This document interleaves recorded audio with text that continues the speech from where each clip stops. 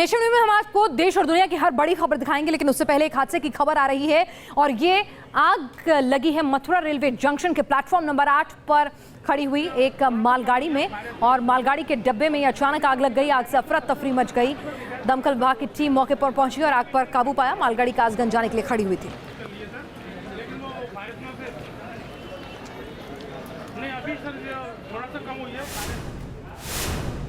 अब बुलेटिन में बात सबसे पहले दुनिया के सबसे खूंखार आतंकियों में शुमार हाफिज सईद की। पाकिस्तानी हुकूमत की सरपरस्ती में पल रहा है आतंकी सरगना अब कश्मीर के बहाने सियासत का चोला ओढ़ने की कोशिश कर रहा है। इसी कोशिश में हाफिज ने पाक के कब्जे वाले कश्मीर में 10 दिन का एक नया सियासी ड्रामा शुरू किया है, जिसने हिंदुस्तान की चिंता बढ़ा दी है।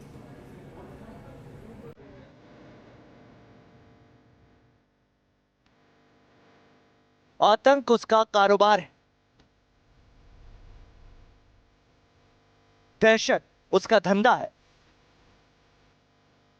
साजिश उसकी सियासत है, पीओके उसका अखाड़ा है। पाकिस्तान की पहलू में पलने वाले सबसे फुकार आतंकी सरगना हाफिज सईद की तारीफ इससे भी कहीं ज्यादा खतरनाक है। सिर पर 60 करोड़ का इनाम लेकर घूमने वाला यह आतंकी सरगना अब चोला बदलकर पाकिस्तान की सियासत पर काबिज होने का सपना देख रहा है। दहशत का धंधा करने वाले जिस साहिब को पाकिस्तानी शह मिल रही है, वो पीओके में साजिश कर सियासत की सीढ़ियां चढ़ना चाहता है। कश्मीर के मुद्दे पर आतंक की रोजी रोटी चलाने वाले पाकिस्तान में हाफिज ने नया सियासी ड्रामा शुरू किया है। हाफिज सईद ने 2 फरवरी से 10 दिन तक कश्मीर एकता आशा का ऐलान किया है। पूरे पाकिस्तान में हाफिज रैलियां और सभाएं करेगा। इसमें उसका साथ जैश ए मोहम्मद सरगना मसूद अजहर भी देगा।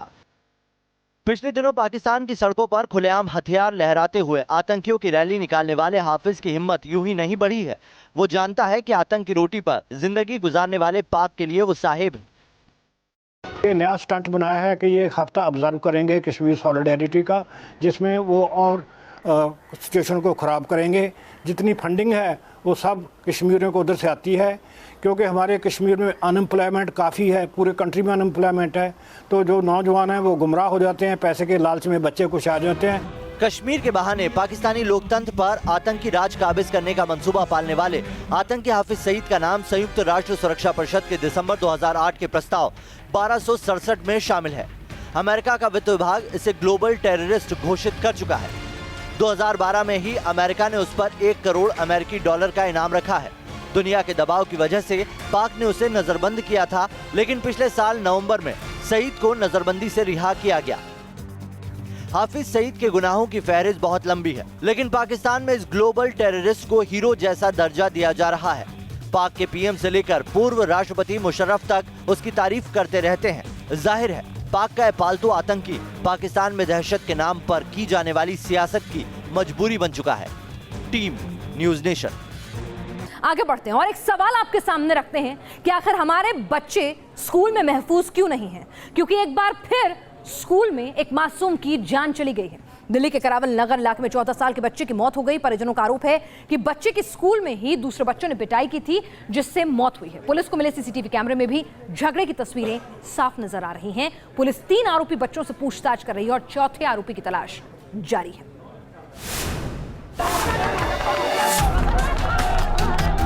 14 साल के बच्चे का क्लासरूम में साथियों के साथ झगड़ा हुआ, मारपीट हुई और फिर अस्पताल में उसे मृत घोषित कर दिया गया। नाराज लोगों का गुस्सा स्कूल के खिलाफ फूट पड़ा। इकलौता चिराग खोकर माता पिता बेसुध पड़े हैं। कोई स्कूल से कोई कॉल नहीं आई हमारी। जब उसकी लड़ाई हुई यहाँ से कॉल आई कि बच्चे की तबीयत खराब हो गई है कि उसे लेने आ जाओ। प्रिंसिपल ने बयान दिए गए हैं कि उन्हें उल्टी हुई है। उनको सजा मिलनी चाहिए, चाहे छोटा चाहे बड़ा हो।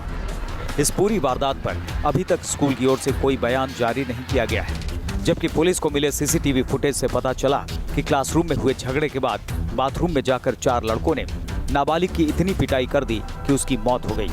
क्लास के बच्चे थे, उन्होंने बताया इनका झगड़ा हुआ था और फिर ये बाथरूम में लड़ने चले गए और उसमें भी इन 4 लोगों से इसका झगड़ा हुआ, जिसमें इसको कुछ पंचेस लगे जिससे कोलैप्स कर गए।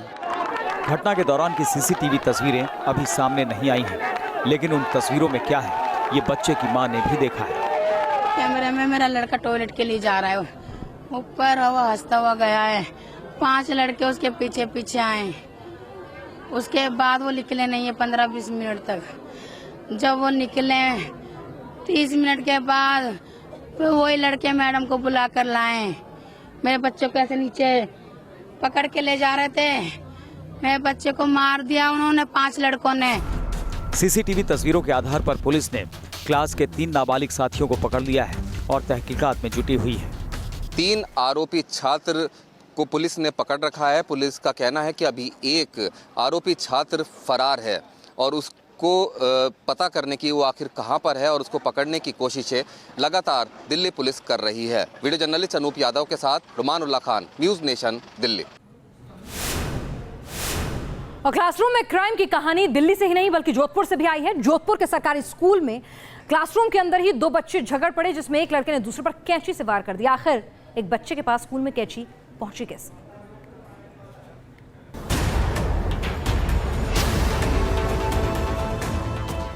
यही वो सीसीटीवी तस्वीरें हैं जिनमें क्लासरूम के अंदर गुनाह की पूरी कहानी दर्ज है।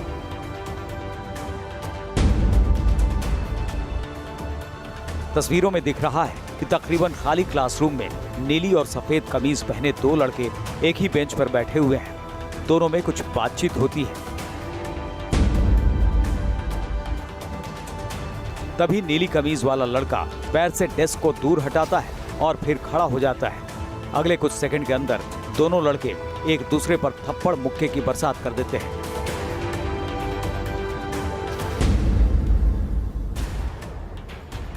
इसी दौरान सफेद कमीज पहने लड़के ने जेब से कैंची नुमा चीज निकाली और दूसरे युवक के सीने पर वार कर दिया।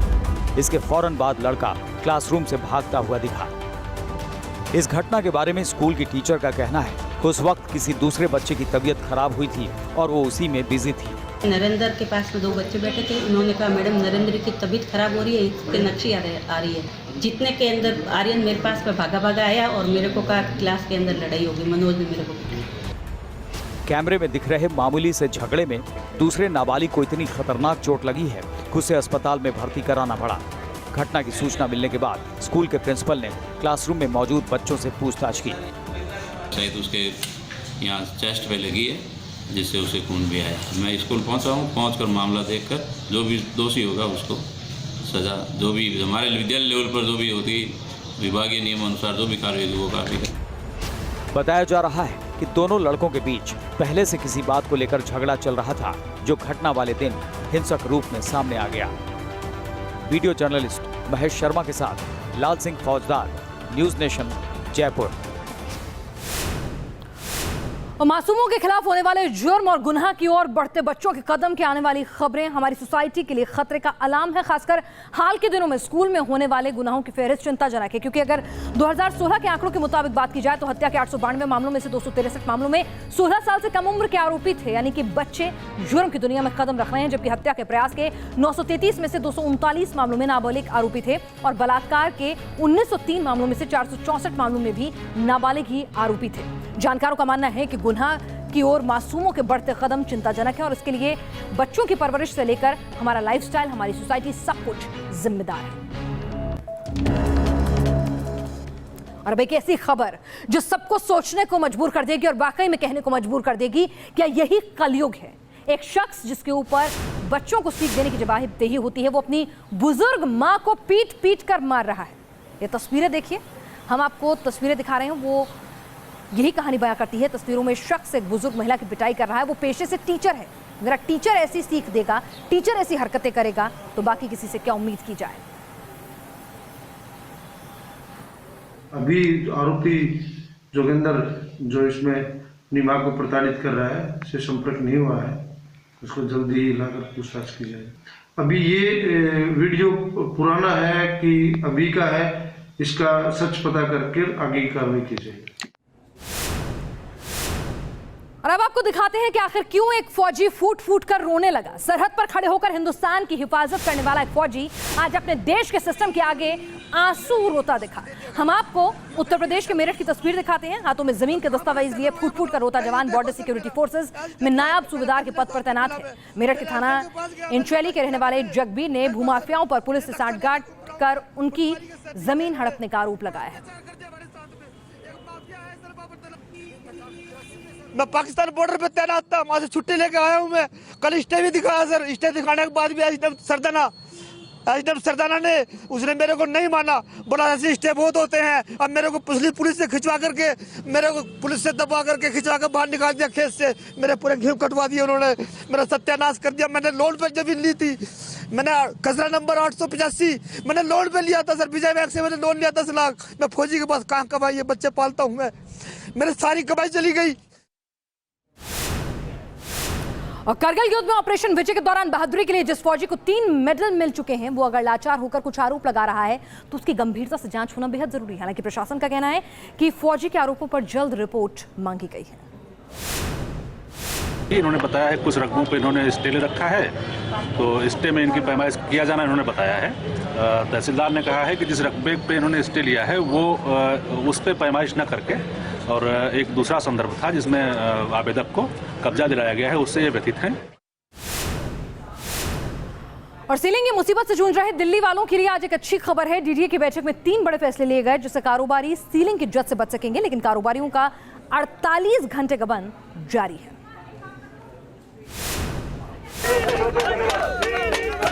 दिल्ली में सीलिंग के खिलाफ आवाज सड़क से लेकर संसद तक गूंजती रही। कारोबारियों ने दिल्ली बंद का ऐलान किया तो राजनीतिक दल एक दूसरे के खिलाफ आरोप लगाते हुए कारोबारियों के साथ खड़े होने की कोशिश करते रहे।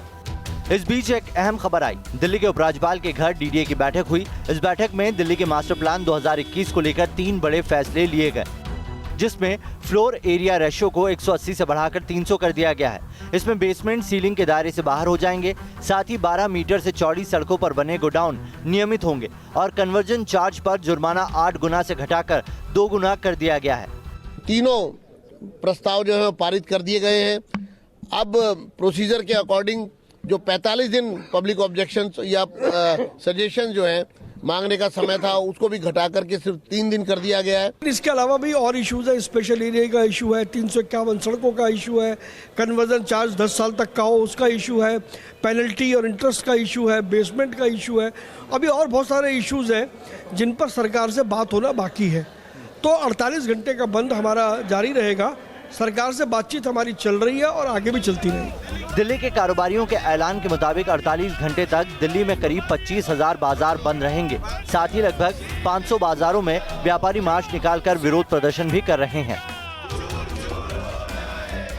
इस समय हम नई दिल्ली रेलवे स्टेशन के सामने हैं और आपको नज़ारा दिखाना चाहेंगे। दूर दूर तक दुकानें जो हैं उनके शटर डाउन हो चुके हैं। करीब 8 लाख व्यापारी जो हैं इस हड़ताल में शामिल हैं। इसके अलावा 1.5 लाख जो फैक्ट्रियां हैं वो इसके जद में हैं, यानी कि फैक्ट्रियां बंद हैं, दुकानें बंद हैं, व्यापार ठप है और इससे करीब 480 करोड़ रुपए का घाटा होने का भी अनुमान जताया जा रहा है। अब व्यापारियों के लिए तो खतरनाक है ही, व्यापारियों के लिए नुकसान तो है ही, साथ में वो तमाम लोग जो कि बाजार का रुख करते हैं उनके लिए भी नुकसान है। वीडियो जर्नलिस्ट राकेश रावत के साथ सैयद आमिर हुसैन, न्यूज़ नेशन, दिल्ली।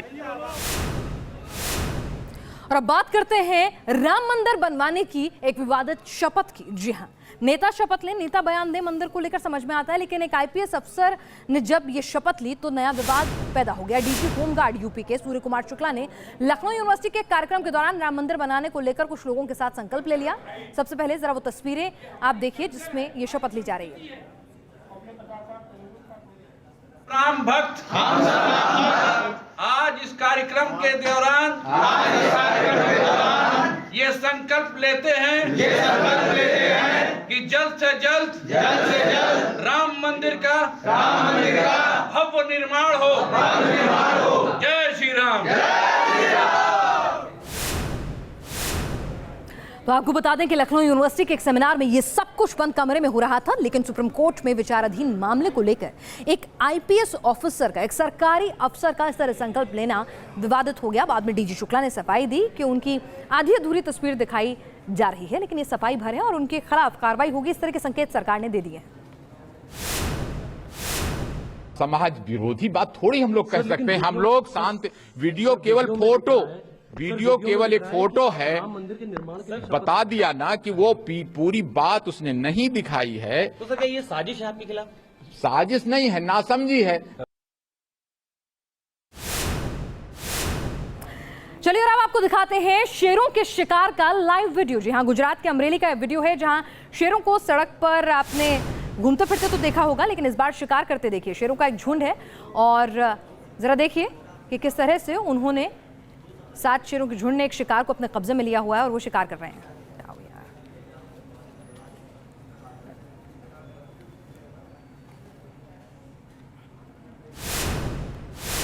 और अब बात करते हैं बजट के आफ्टर इफेक्ट की। आम बजट के दूसरे दिन शेयर बाजार में हाहाकार मच गया। 2.5 साल में शेयर बाजार ने आज सबसे बड़ी गिरावट देखी।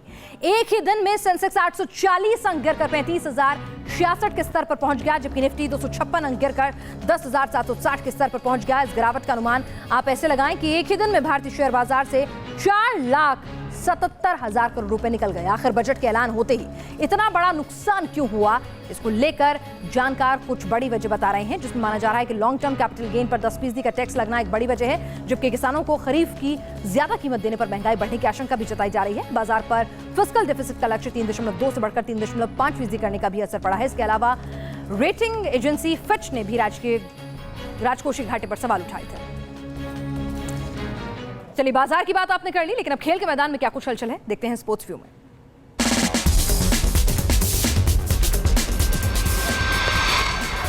कल खेला जाएगा अंडर 19 वर्ल्ड कप का फाइनल। भारत के सामने होगी ऑस्ट्रेलिया की चुनौती। द्रविड़ की यंग ब्रिगेड की निगाहें चौथी बार खिताब जीतने पर होंगी। टीम इंडिया के कप्तान विराट कोहली की शतकीय पारी की दिग्गजों ने तारीफ की। वनडे में कोहली ने लगाया 33वां शतक। कोहली ने खेली थी 112 रन की पारी। इंग्लिश क्रिकेट टीम के धाकड़ ऑलराउंडर बेन स्टोक्स को न्यूजीलैंड के खिलाफ होने वाली 5 मैचों की वनडे सीरीज के लिए स्क्वाड में शामिल किया गया। इससे पहले स्टोक्स को ब्रिस्टल मजिस्ट्रेट की कोर्ट के सामने 13 फरवरी को सुनवाई के लिए पेश होना पड़ा। बांग्लादेश और श्रीलंका के खिलाफ पहले टेस्ट में श्रीलंका के बल्लेबाज कुशल मेंडिस दोहरे शतक से चूके। मेंडिस ने आउट होने से पहले 196 रन बनाए। चलिए, खेल के मैदान के बाद दुनिया में क्या कुछ हलचल है, वर्ल्ड व्यू में। जल्द ही शादी के बंधन में बंधने जा रहे ब्रिटेन के प्रिंस हैरी और उनकी मंगेतर मेगन मार्कल ने अवार्ड फंक्शन में शिरकत की। ब्रिटिश सर्विसमैन के सम्मान के लिए कार्यक्रम का आयोजन किया गया था। अमेरिका के कैलिफोर्निया में 2 हफ्तों में तीसरी बार स्कूल में फायरिंग की वारदात हुई। गोलीबारी में एक बच्चे समेत 15 लोग घायल हो गए। फायरिंग के आरोप में 12 साल की बच्ची को हिरासत में लिया गया। लैटिन अमेरिकी देश पेरू में पुलिस और प्रदर्शनकारियों में झड़प हो गई, जिससे 2 लोगों की मौत हो गई। बताया जा रहा है कि आलू की कीमत बढ़ने पर पेरू के किसान प्रदर्शन कर रहे थे। फ्रांस बीते 108 साल में सबसे बड़ी बाढ़ का सामना कर रहा है। कई शहर बाढ़ की आपदा से जूझ रहे हैं। पेरिस में सीन नदी खतरे के निशान से 13 फीट ऊपर बह रही है। रिहायशी इलाकों में हजारों लोग फंस गए थे, जिन्हें रेस्क्यू किया गया। और अब आपको दिखाते हैं न्यूजीलैंड में तूफान के तांडव की तस्वीरें। तूफान के बाद आए सैलाब में देखिए किस तरह से लोग बह जाते हैं, किसी को भी संभलने तक का मौका नहीं मिलता है। भयावह तस्वीरें न्यूजीलैंड की हैं, न्यूजीलैंड के ड्यूनेडिन की है, जहां तूफान का कहर से टूटा कि सैकड़ों सैलानी जहां तहां फंसे रह गए। हर ओर बर्बादी और तबाही का मंजर है। घरों तक सैलाब का पानी घुसा हुआ है। सड़कें ध्वस्त हो गई हैं, जहां तहां पेड़ और बिजली के खंभे उखड़ गए।